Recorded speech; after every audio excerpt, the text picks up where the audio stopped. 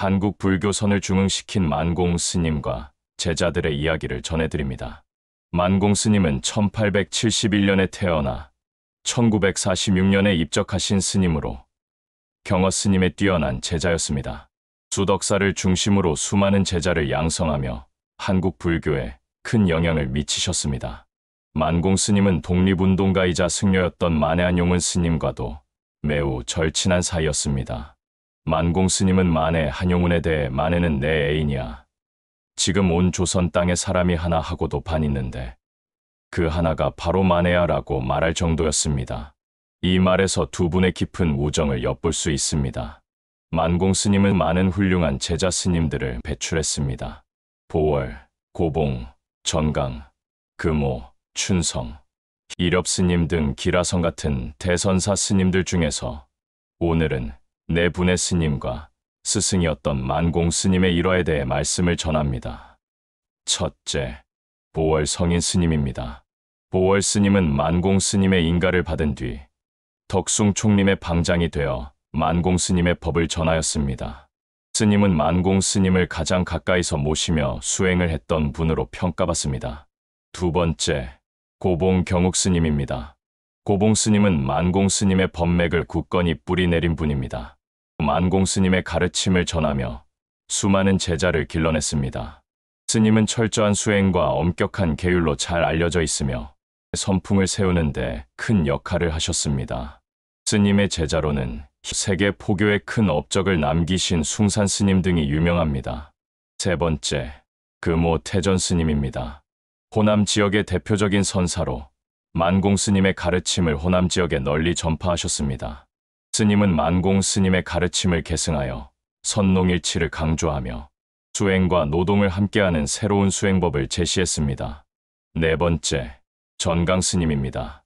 전강 스님은 만공 스님의 뛰어난 제자 중 한 분으로 만공 스님의 법을 이어받아 오늘날 한국 선불교의 중요한 법맥을 형성하고 있습니다. 스님의 중요 제자로는 송담 스님 등이 있습니다.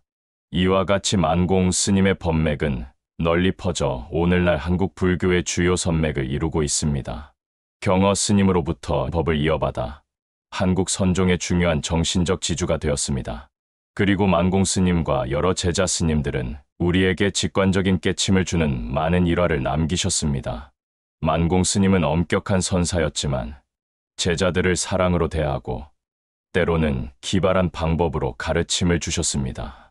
만공 스님은 어느 날 제자인 보월 스님에게 이 세상에서 가장 쓸모없는 것은 무엇이냐? 라고 물었습니다. 보월 스님은 쓸모없는 것은 아무것도 없습니다. 라고 대답했습니다. 만공 스님은 만족스러운 듯 고개를 끄덕이셨습니다. 그러나 한참 뒤 만공 스님은 보월 스님에게 낡은 바가지를 하나 주며 이것을 버리고 오라고 하셨습니다. 보월 스님은 잠시 망설이다 바가지를 들고 뜰로 나갔습니다.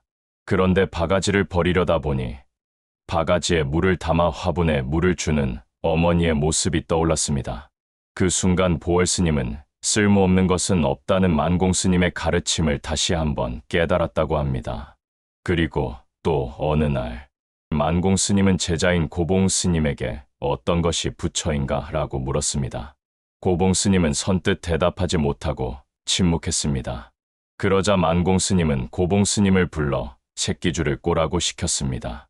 고봉 스님은 묵묵히 새끼줄을 꼬았고 한참 뒤 만공 스님이 다시 물었습니다. 이 새끼줄의 처음과 끝이 어디에 있는가? 고봉 스님은 처음과 끝이 따로 없습니다.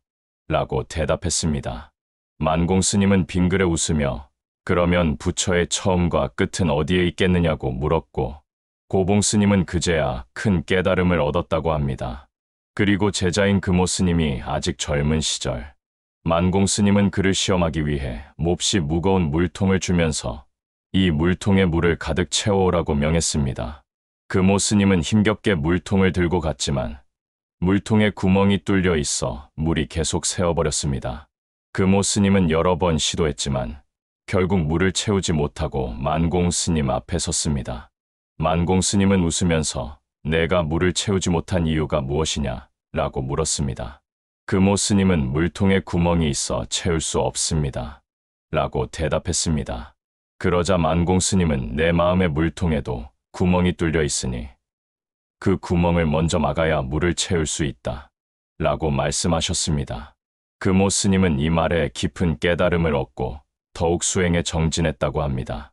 이처럼 만공 스님은 제자들에게 단순히 지식이나 교리를 가르치지 않고 일상생활 속에서 깨달음을 얻도록 유도했으며 스님의 가르침은 오늘날 우리 모두에게도 큰 감동과 깨달음의 씨앗을 전해주십니다. 지금까지 만공 스님과 제자 스님들과의 이야기였습니다. 다음 시간에 또 다른 이야기로 찾아오겠습니다. 감사합니다.